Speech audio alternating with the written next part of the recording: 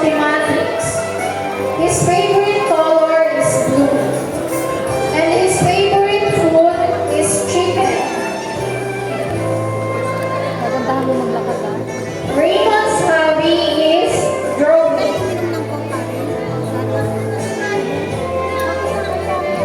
He wants to become a police officer someday. And his motto in life is dream big, work hard, never give up. Once again, our Mr. Faith, Raymond M. Manube.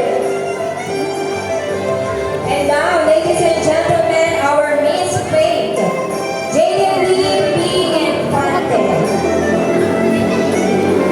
Her friends and family call her Dende. She is from Salvacion, Second, Lubao, Nueva Ecija. She is 9 years old and currently a grade 3 student. She is the youngest in their family. Yan. Our Miss Faith is the daughter of Mr. Erwin P. Infante and Mrs. Adele P. Infante.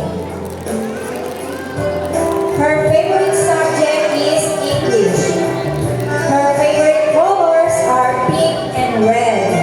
And her favorite food is fried chicken.